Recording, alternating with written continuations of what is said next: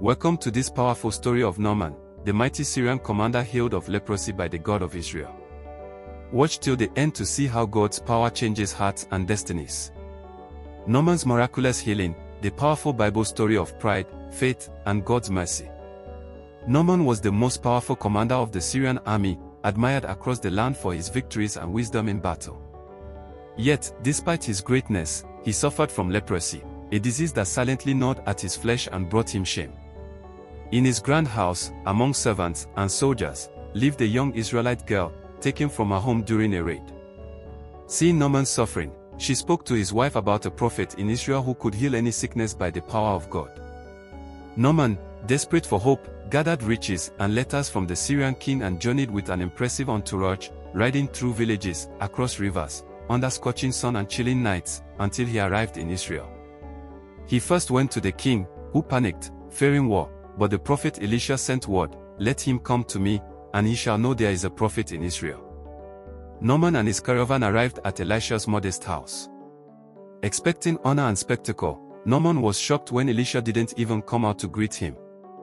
Instead, Elisha sent a messenger telling Naaman to wash 7 times in the Jordan River. Furious, Naaman raged, "Are not the rivers of Damascus better than all the waters of Israel?" He turned to leave, pride wounded. But his loyal servants pleaded, "If the prophet had told you to do something great, would you not have done it?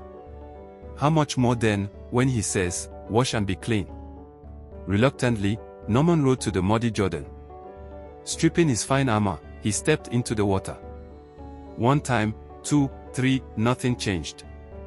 But at the 7th dip, his diseased flesh became smooth and new, like a child's. Overcome with awe and joy, Naaman declared, "Now I know there is no God in all the earth except in Israel." He returned to Elisha, ready to offer gifts. Naaman stood before Elisha, offering silver, gold, and fine garments in gratitude. But Elisha refused, saying, "As surely as the Lord lives, whom I serve, I will not accept a thing." Naaman insisted, but Elisha would not take the gifts. Naaman then asked for permission to take 2 mule loads of earth back to Syria so he could offer sacrifices to the God of Israel on holy ground. Elisha granted his request and blessed him.